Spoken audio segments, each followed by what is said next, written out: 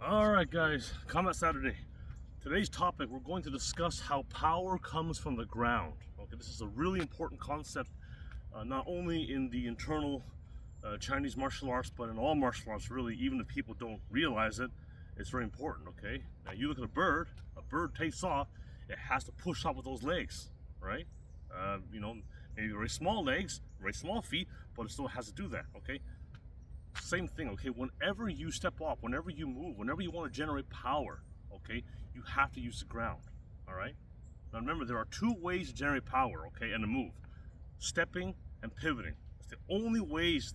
I said you don't have 10 ways to move or 5 ways to move or generate power. You got two. That's it, okay? If it's not one, it's the other, all right? So have some drills to work on today, and we want to really develop that, okay? Just like I mentioned before, that the elbow power, the elbow structure is very important in the internal arts, and particularly in Wing Chun, to have good Wing Chun skill. Being able to use the ground is essential too, okay?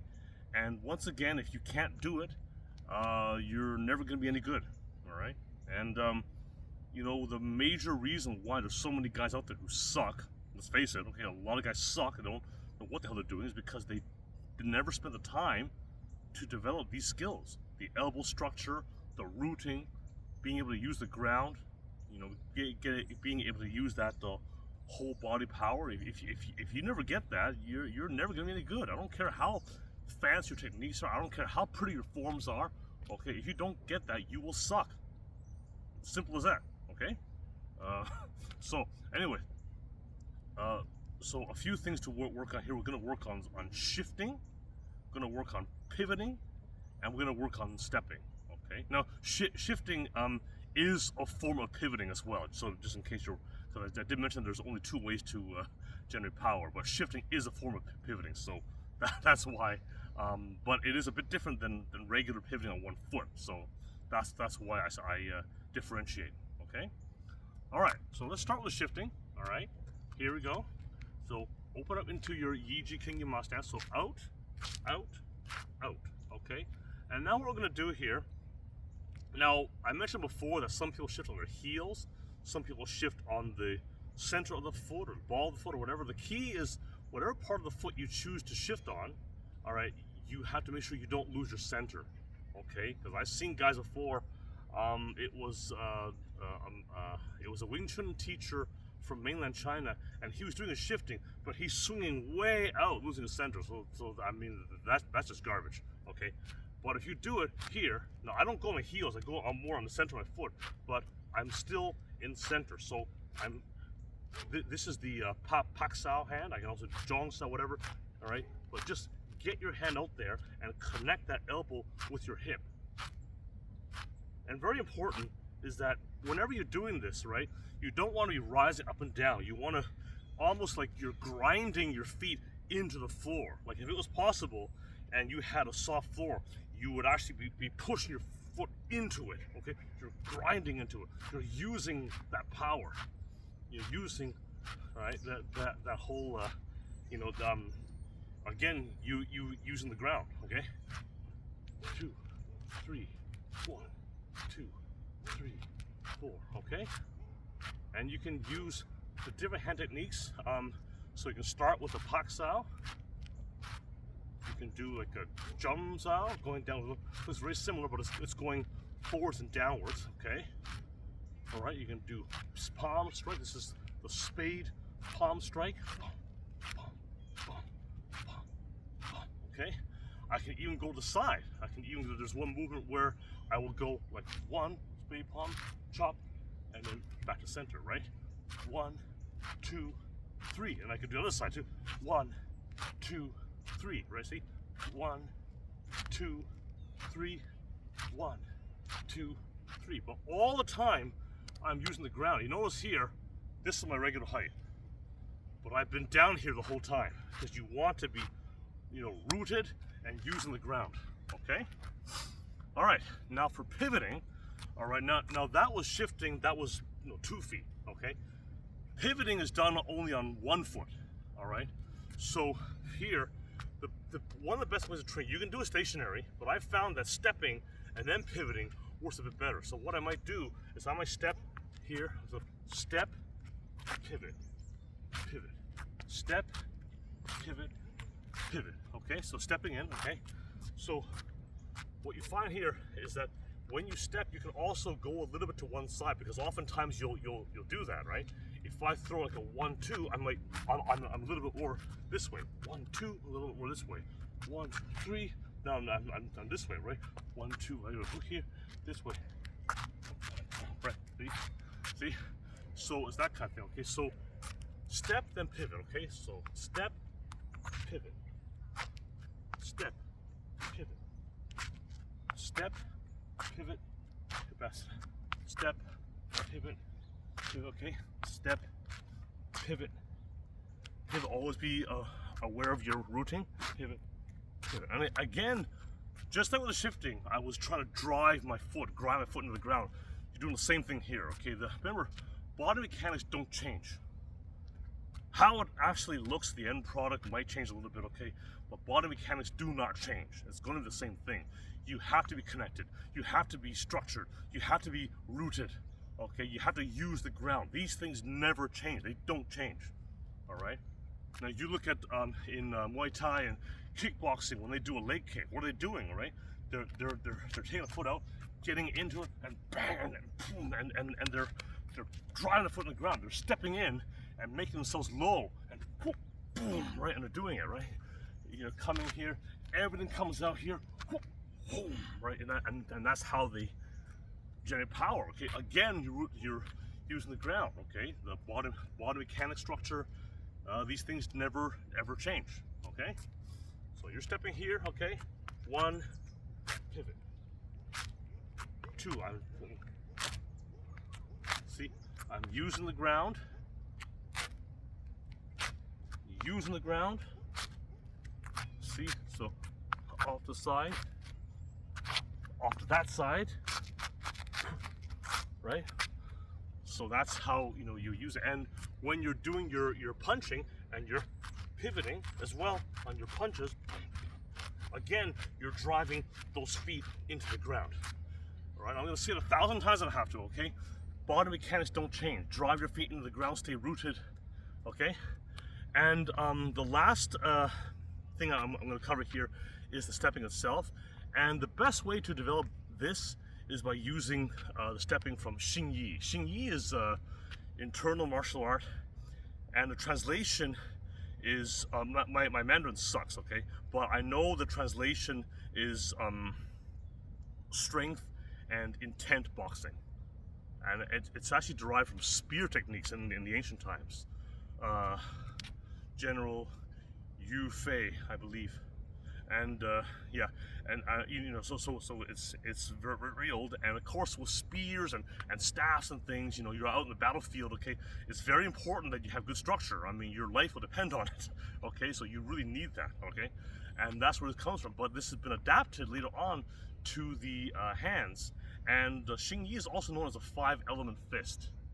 So you've got like chopping, you got drilling, crushing, exploding, crossing. Okay. And each of those corresponds with an element. So chopping is metal, drilling is water, right? Crushing is wood, exploding is fire, right? And crossing is earth. Okay. But we're going to focus on the footwork here. Man, it's really bright outside. Okay. Okay. And we're going to focus on the footwork here. Okay. So what we're going to do is we need to post a leg and then push off it. All right. So. Post and push off. Post, push off. Post, push off. Post, push off. Okay? And it's very important that you emphasize that. So just for a split second, what you want to do is you want to have one leg is posted and one leg is empty. One foot is empty. So hold that for a second. Check if you're balanced. All right?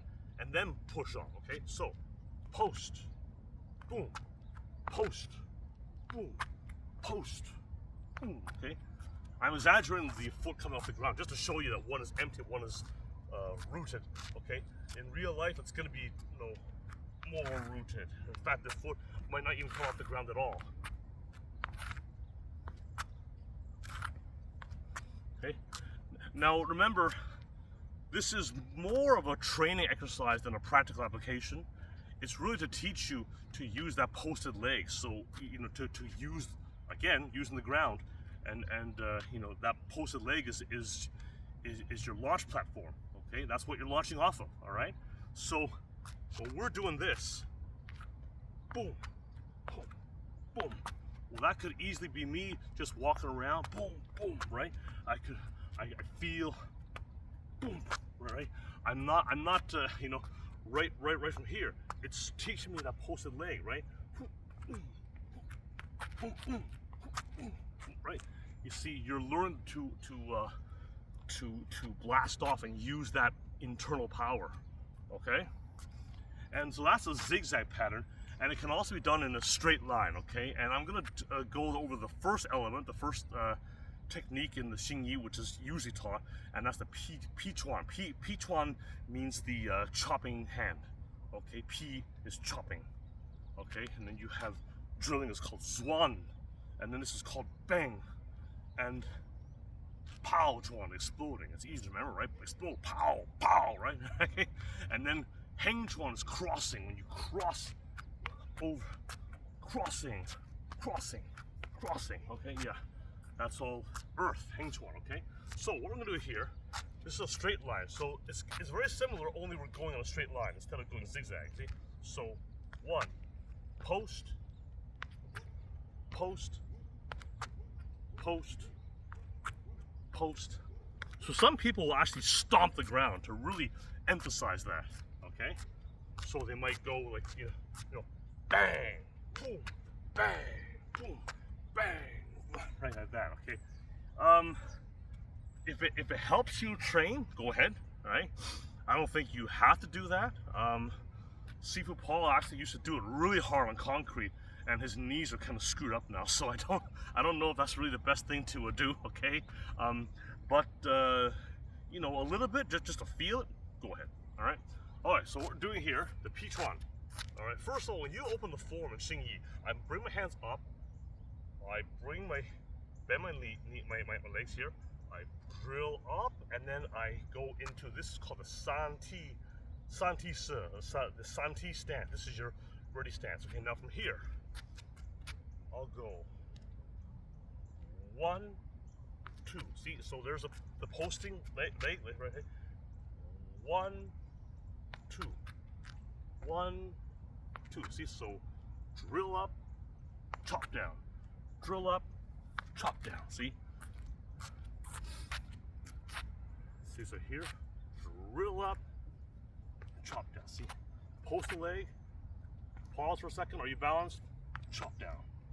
Pause, chop down. See? Right?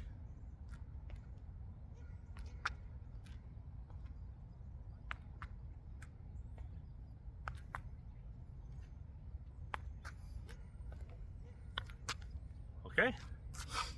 All right.